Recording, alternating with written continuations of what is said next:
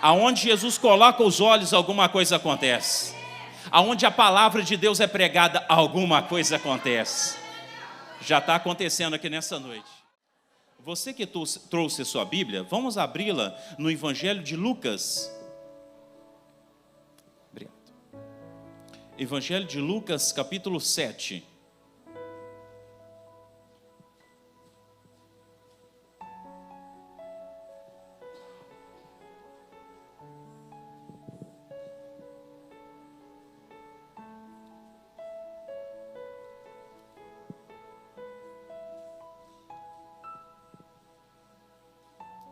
Evangelho de Lucas, capítulo 7, nós vamos ler a partir do verso de número 11. Quem achou, diga amém.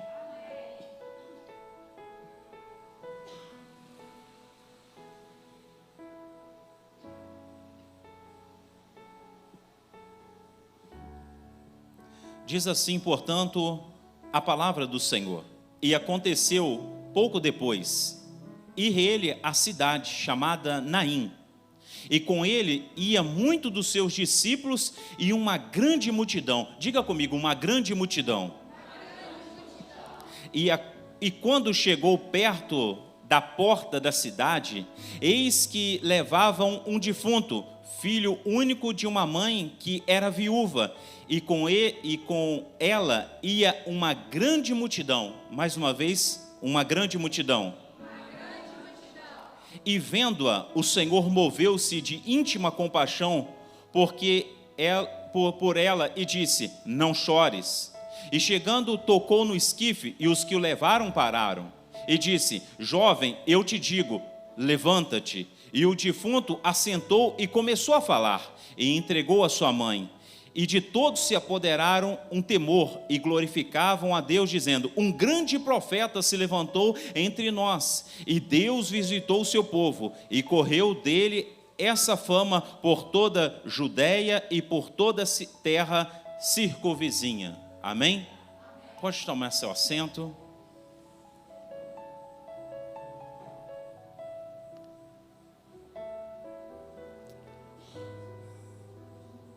A palavra de hoje, irmãos, que nós acabamos de ler, é uma palavra que eu particularmente gosto muito, porque essa mensagem, essa história, apesar do título na sua Bíblia estar escrito assim, a viúva de Naim, ela diz muito mais sobre quem é Cristo, o que Cristo pode fazer, do que propriamente a viúva. Amém? Quem me entende aqui? O personagem principal não é a viúva. O personagem principal não é o defunto. O personagem principal não é aqueles que estavam ali fazendo uma forcinha para carregar o esquife ou o caixão. O personagem é Jesus, sempre é Jesus. Mas aquela viúva, aquela mulher que ela estava carregando não apenas a dor de uma perda do seu filho. Para nós entendermos a dor daquela mulher, é importante você viajar pelo menos 2000 anos atrás, porque há uma lacuna temporal, tradições diferentes, política diferente, tempos diferentes. Aquela mulher era viúva e ela tinha perdido o seu filho. Para nós, é isso. Mas para o contexto daquela época, havia muito mais dor e lamento daquela mulher. Para você entender, uma mulher viúva daquela época, ela era muito discriminada. Era difícil arranjar um outro casamento. O seu filho era jovem. Posteriormente, ela perdeu o seu casamento, acabou muito cedo. E havia uma cultura, algo cultural, de que quem era viúva nova era amaldiçoada por Deus. Então você para imaginar a dor daquela mulher. Primeiro, viúva, né? Segundo, ela carregava um preconceito da sociedade. Por quê? Porque alguém poderia dizer, por ela ser viúva, ela era amaldiçoada por Deus, era pecado. A sociedade daquela época era assim, não muito diferente da de hoje, mas enfim. Terceiro, ela carregava uma dor muito forte, agora ela perde o seu filho. Concomitante ao segundo caso que eu disse, que ela carregava o preconceito de ser amaldiçoada, por ela ser, entre aspas, amaldiçoada, ela perdeu o seu filho. Para você entender a perda desse filho, nós temos que entender com a ótica lá do passado, que naquela época não havia políticas públicas, não havia pensão, não havia INSS, não havia assistencialismo que pudesse cobrir ou ajudar aquela mulher. No templo tinha, os levitas eram encarregados de cuidar dos órfãos e das viúvas, mas naquele tempo não havia essa assistência digna. Ela era viúva, carregava o peso do olhar preconceituoso da sociedade, ela era maldita. E agora a sua esperança era que o seu filho crescesse. Segundo estudiosos, o seu filho morreu com 17, 20 anos de idade. Mas a sua esperança é que o filho crescesse e ajudasse ela, amparasse ela. Quem está me entendendo até então, diga amém. Então agora, olha a dor que ela está passando, olha a dor que ela está enfrentando. Cada momento, cada hora que se passava, na mente dela pensava assim, olha, eu vou enterrar o meu filho hoje e amanhã eu vou ter que mendigar. Eu vou enterrar o meu filho hoje e agora eu vou ter que pedir esmolas. Aquela mulher era uma mulher sozinha, não tinha mais parente, não tinha mais nada, era apenas o seu filho. E o que ela tinha que fazer? Enterrar o seu filho. Não tinha mais nada a fazer. Não tinha nada mais a percorrer. Seu filho já estava morto. O que ela pôde fazer? Eu imagino que ela tentou fazer. Levou no médico, levou nos curandeiros, gastou o que tinha, ou talvez o que não tinha, mas o seu filho veio a óbito. Foram talvez muitas rezas, muitas preces, mas não adiantou nada. Enquanto ela estava no velório, do outro lado, lá em Cafarnaum, bem cedinho, o mestre levantou, Jesus levantou bem cedo, reuniu os seus discípulos, muitos dos seus discípulos, como disse aqui a palavra, e não apenas ele e os discípulos, mas também uma grande multidão. Enquanto ela estava no velório, que uma grande multidão, do outro lado agora também uma grande multidão. Você imagina só, multidões diferentes. Uma multidão de Cafarnaum e a outra de Naim. Diga comigo, uma multidão de Cafarnaum e a outra de Naim. Dá para você agora imaginar as multidões diferentes? Você consegue imaginar? Um dia anterior, Jesus ele curou o servo do centurião de Cafarnaum. De um lado, uma multidão que vinha com Jesus. E aonde Jesus está, alguma coisa acontece. Aonde Jesus está, alguma coisa acontece. Uma multidão vindo com Jesus. Vocês acham como é que Jesus estava vindo? Vocês acham como é que a multidão estava vindo? Uma multidão que contava milagre. Uma multidão estava vindo cantando corim de fogo. Uma multidão que estava cantando só hino de vitória. Uma multidão que só contava milagre. Uma multidão que Jesus estava. E como eu disse, aonde Jesus está, a coisa extraordinária acontece. Mas Jesus às vezes não precisa estar. Como no milagre que aconteceu no dia anterior, Jesus ele não foi na casa do servo do centurião, porque o centurião se achava indigno, mas o centurião, pela fé, há muita fé dele, ele falou assim, mestre, se o Senhor enviar uma palavra é suficiente. Então, não apenas Jesus precisa estar, mas aonde Jesus envia uma palavra, milagre acontece. Aonde Jesus coloca os olhos, alguma coisa acontece. aonde a palavra de Deus é pregada, alguma coisa acontece. Já está acontecendo aqui nessa noite. Vai acontecer nessa noite. Já está acontecendo. Não aqui, não agora, mas lá na sua casa, lá na sua empresa, lá na sua família. Jesus vai fazer, Jesus está fazendo. Quem crê, diga glória a Deus. Isso é só para quem crer. Chacoalha, irmão, e fala assim: você crê? Ah, se você crê. Então, de um outro lado, Jesus vinha, 50 e poucos quilômetros. Dá para imaginar, irmãos? De um lado, Jesus ele vindo, e era subida, e era uma escadinha, vindo lá de Cafarnaum, abaixo do nível do mar, e subindo para Naim, 200 metros de altura. Desde manhã cedo até de tarde. Alguns dizem que esse percurso demoraria 2 dias, 1 dia a 2 dias. E dá para você imaginar? Ah, Jesus é fenomenal, chegou na hora certa, né? Ah, eu estou me segurando aqui um pouquinho. Mas aí do outro lado lá, a multidão. E a multidão de Naim? A multidão cabisbaixo, triste. Já contando como morto. Ah, já estava morto, né? Já contando que ia sepultar. Já contando, ó, o fulano vai levar, o dono defunto pega na cabeça. Uma multidão de luto. Os seus olhos acortinados de tristeza, de dor. Uma multidão vindo de uma cidadezinha, saindo para fora, desculpa matar o português aqui, saindo para fora, porque não se enterrava dentro da cidade, era para fora. Imagina o dia daquele lugar. Naim significava tranquilidade, calma. Não tinha nada de calma lá, não. Um paradoxo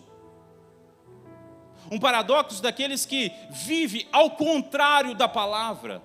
Um paradoxo daqueles que vivem o contrário do significado, do sentido, do propósito que Deus te chamou. Deus te chamou para a tranquilidade, está tendo um pé de guerra. Deus te chamou para a cura, mas está tendo doença. Deus te chamou para a vida, mas está tendo morte. Deus te chamou para a alegria, mas é só tristeza. Deus te chamou para a vida e para a liberdade, mas há cárcere, há prisões. Essa é a característica da multidão de Naim. Agora, a pergunta que eu preciso fazer: você faz parte de qual multidão? Da de Cafarnaum ou da de Naim? Só a irmã Priscila de Cafarnaum. Eu vou perguntar de novo, mas não tem problema. O importante é que hoje você vai fazer parte da multidão de Jesus. A pergunta que eu lhe faço: você está fazendo parte de qual multidão? De Cafarnaum ou de Naim? Está melhorando. Se até o final vai melhorar, vai estar muito bom. Amém? Jesus vai chegar. Está chegando aí. Ah, ele está aqui. Agora mesmo vai chegar sentindo a presença dele. E a multidão está lá. É que hora que é o enterro? Ah, o enterro é tal hora, é X hora, é de tarde. E a comitiva vindo com Jesus. Que coisa maravilhosa. Talvez alguns estavam com um passo grande, apertando o passo, e Jesus na passada dele. Porque Jesus não atrasa, não tarda e nem falha. Jesus estava vindo na pegada dele. Jesus tem um ritmo, Jesus tem uma hora. Jesus ele chega na hora certa, porque a hora certa é a vontade dele. E a vontade dele é boa, perfeita e agradável. Nós meros mortais, nós às vezes não sabemos lidar com a vontade de Deus, mas ela é boa, perfeita e agradável. Aguarde o tempo de Deus. E aí chegou a hora certa. O tempo Cronos e o Kairos cruzou, chocou. E eu imagino a cena, porque a minha mente é muito pequena, a minha mente é muito rasa e a Bíblia é muito profunda. E eu consigo imaginar a cena. Agora, o cortejo fúnebre chegando, e a multidão de Jesus chegando, cantando, pulando, e agora vai parando, vai diminuindo o ritmo. Porque ali agora estava um defunto, um funeral. Me parece que a cena é assim. É eu que estou falando, é conjectura minha. Me parece que a cena é assim: o cortejo funeral vindo, a multidão diminuiu o passo e agora olhou para Jesus.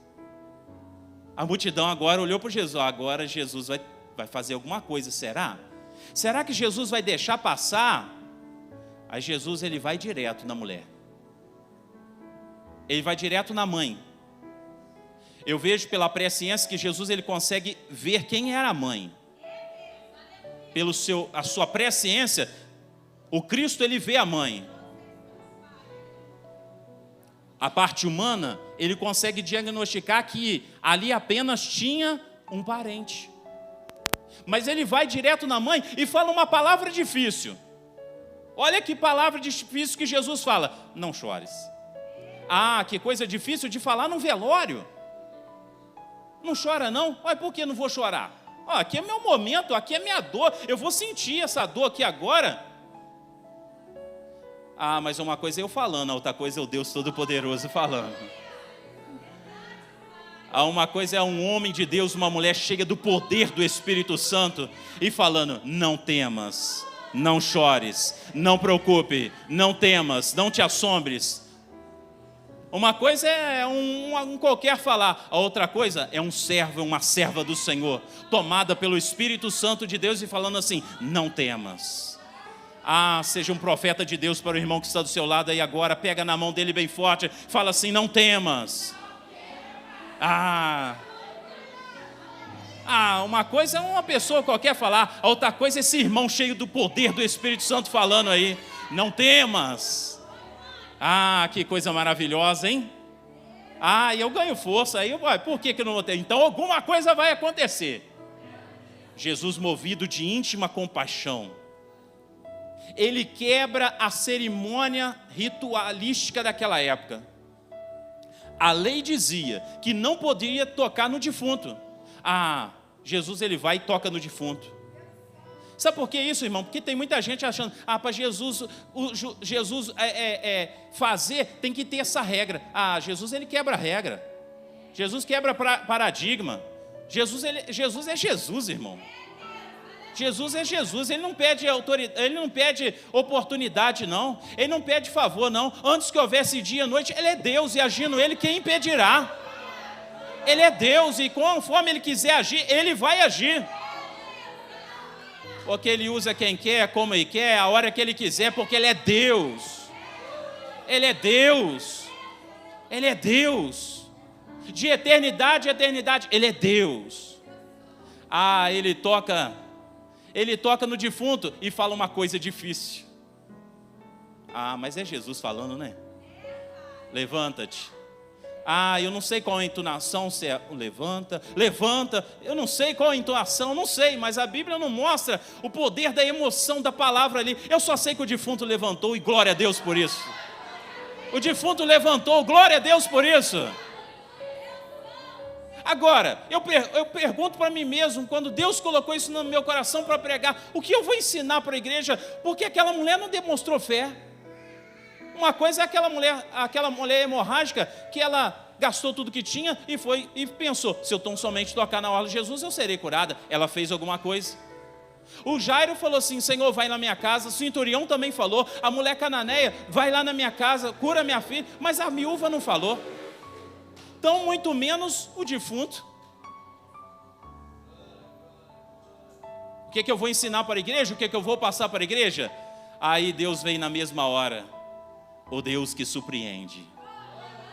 Deus é um Deus que surpreende.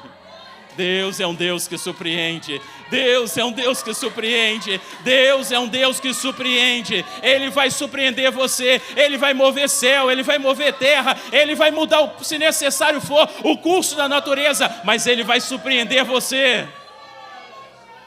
Ele vai surpreender você, porque ele é Deus. Ele é Deus.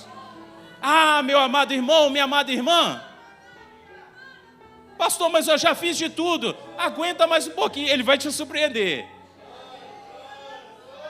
Seja profeta mais uma vez, segura na mão do seu irmão e fala assim: ele vai te surpreender aí, meu irmão. Ele vai surpreender, o Deus que surpreende. O Deus que muda os tempos, muda as horas. Daniel capítulo 2, versículo 20, 21, 22. Ele conhece o profundo e o escondido, conhece o que está em treva e com ele mora a luz. Ele estabelece reis, tira reis. Ele muda os tempos, ele muda a hora. Tudo isso para te abençoar. O Deus que surpreende. Eu vou fazer uma pergunta aqui. Quem já foi surpreendido por Deus aqui? Ah, glória a Deus. Se você não foi, você viu que o seu irmão do seu lado já foi. O Deus que surpreende, Ele vai nos surpreender. Aguenta mais um pouquinho. Segura mais a barra mais um pouquinho, porque Ele vai te surpreender, meu irmão. Aquela mulher não fez nada, ela estava no canto dela, ela estava vivendo o luto dela, ela estava usufruindo do luto dela. Nem imaginava. Ah, é bom assim quando nós não imaginamos. Uma vez eu pedi a Analina em casamento. Aí fui mandado embora do serviço. Falei, puxa vida, agora tem que bater de porta em porta, começar aquela luta de novo. Eu tinha feito um concurso. Era para me passar em primeiro lugar, passei em 18º. Fiz minha parte. Passei. Fui habilitado, tirei 60% que precisava. Talvez um pouco mais, não lembro. Passou um ano. Aí eu tinha pedido a Analina em casamento, fui demitido do serviço, por conta que encerrou um turno à noite, eu trabalhava à noite. Falei, agora, como é que eu vou casar com ela? Tem que bater de porta em porta, mas tudo bem, eu começo de novo. Gastei meu dinheiro, paguei minhas contas, dei meu dízimo, na época era alto, mas isso não vem ao caso. Chegou um telegrama lá em casa, do concurso que eu tinha feito. Chamou 1, chamou 2, parou no 5 e chamou 20, e dentro dos 20 eu estava lá. Deus é um Deus de surpresas. A pergunta que eu lhe faço, você tem feito a sua parte?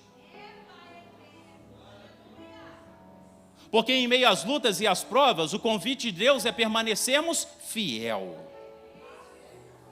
Deus tem compromisso com quem tem compromisso com Ele. Não adianta murmurar. Murmurar não vai levar você a lugar nenhum. Vai fazer você puxar para trás. Não adianta criticar. Não adianta fazer cara feia. Isso nada ajuda, atrapalha. Parece que você volta para o final da fila. E cada murmurada volta para o final da fila. Alguém entra na sua frente. Mas se você permanecer fiel, meu irmão.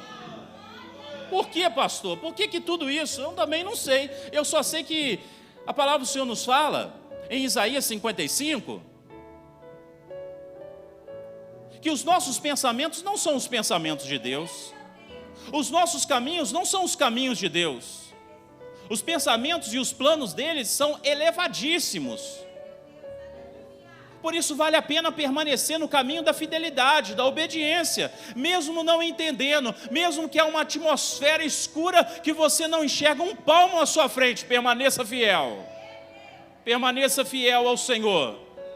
No momento certo Ele vai surpreender você. No momento certo a providência vai vir.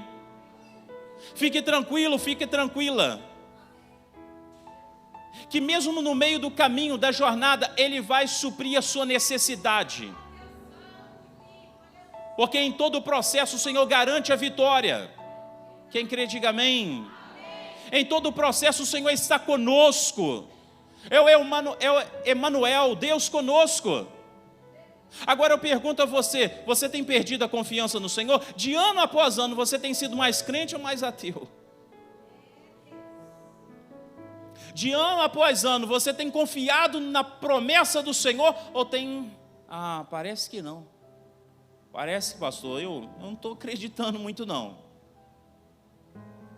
Você não vai ser surpreendido, fique tranquilo.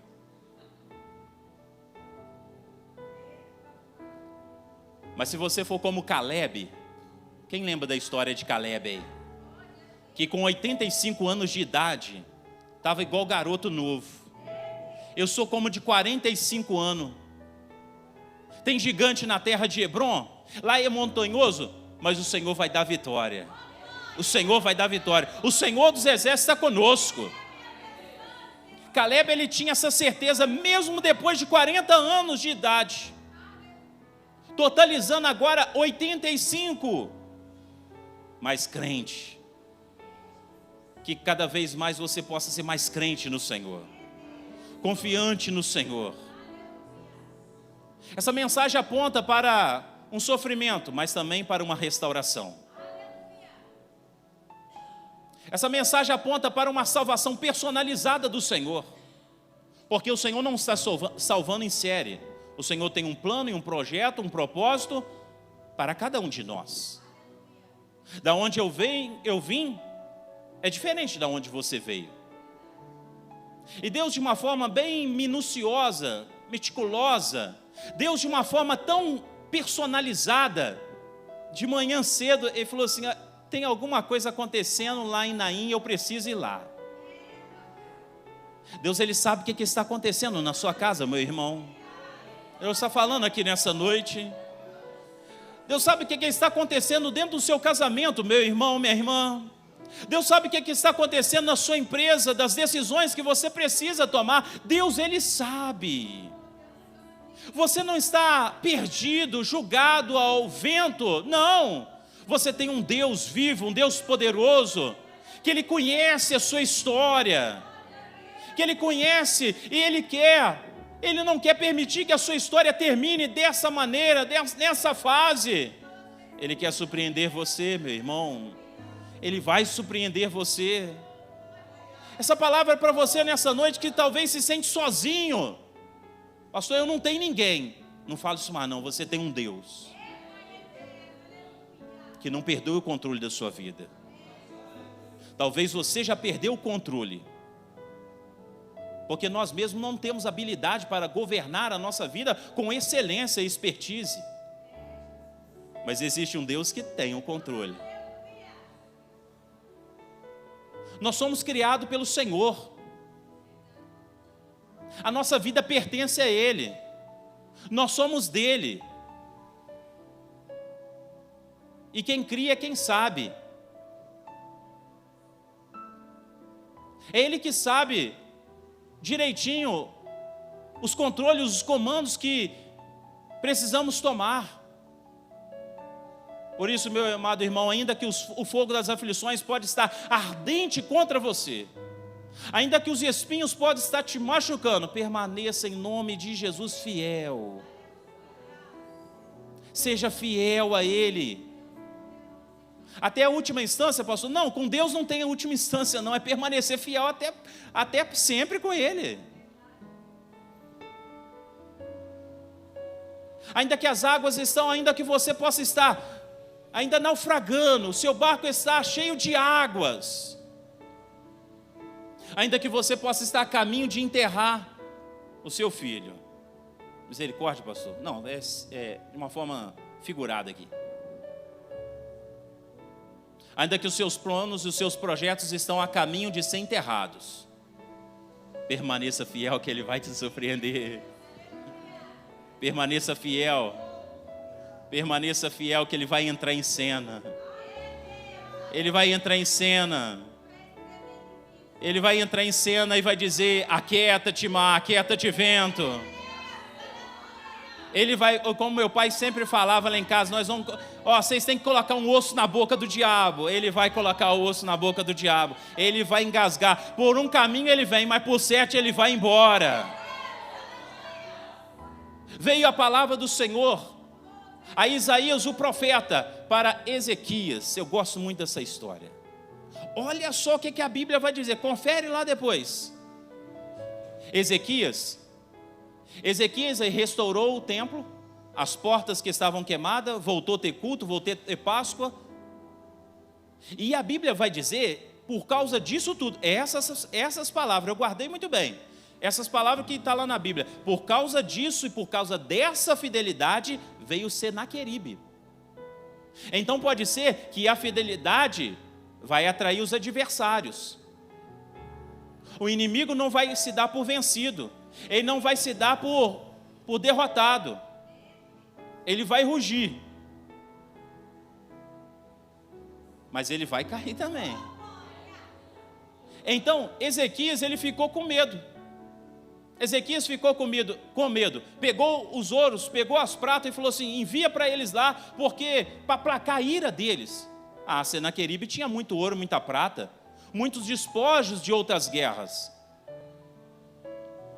Naquela época, Israel já era dividido.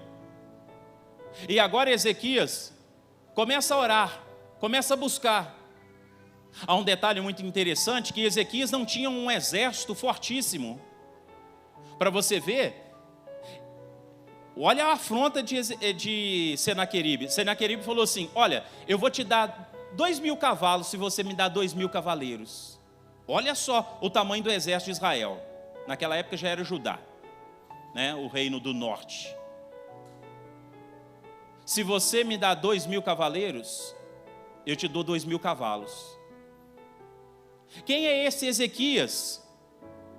Aí havia um portador do inferno, um porta-voz de Senaqueribe, um portador do inferno, que ele começou a falar na língua de Israel. Aí o porta-voz de Israel falou assim: olha, não fala na nossa língua não, para não assustar o povo não. Aí que ele falou mais alto ainda. O coração de Ezequias se derreteu, mas tinha profeta em Israel. Amém? Quando tem profeta, tem resposta de Deus.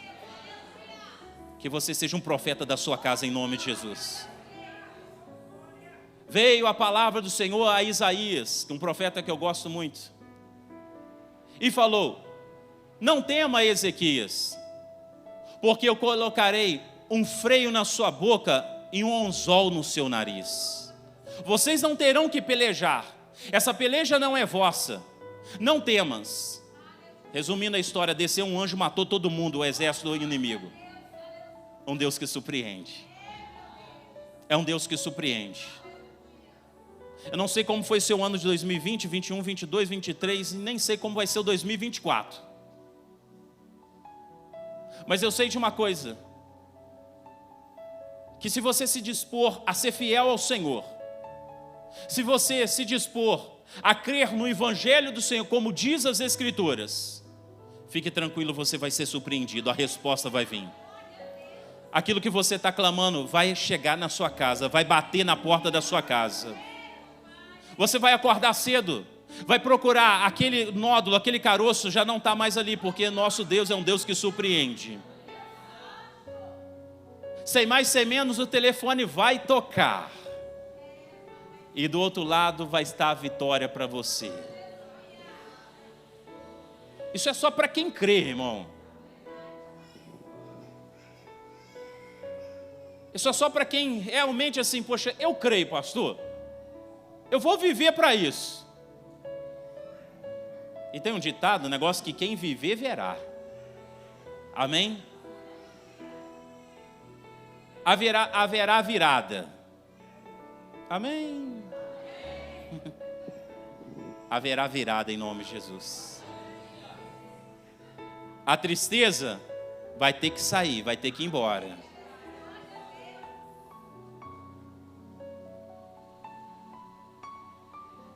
Jesus, ele chegou, para terminar. Jesus, ele chegou. Agora, as duas multidões se tornaram uma. Jesus não se deixou influenciar, mas Jesus influenciou aquela multidão.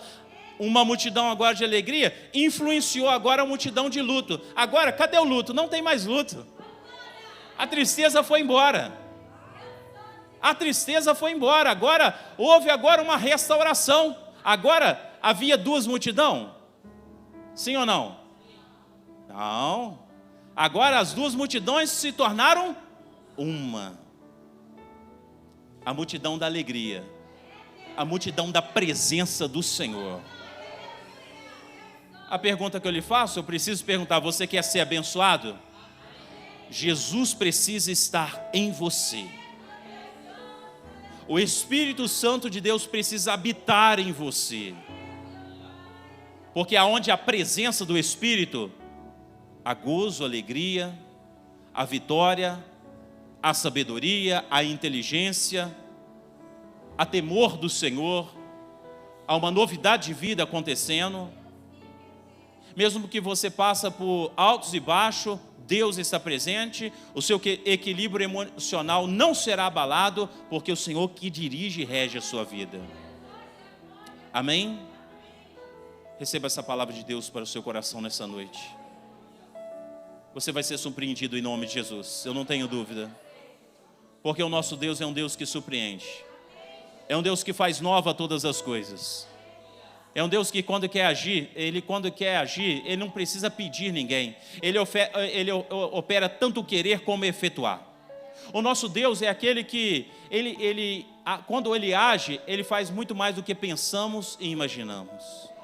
O nosso Deus é o Deus de Romanos 8:31, que diremos, pois, estas coisas, se Deus é por nós, quem será contra nós? Aquele que nem mesmo poupou o seu filho, poupará alguma coisa para nós? Ele não vai poupar, não. Ele dará aos seus filhos. Amém? Os filhos do Senhor estão aqui nessa noite? Filhos mesmo do Senhor estão aqui nessa noite? Vamos ficar sobre nossos pés?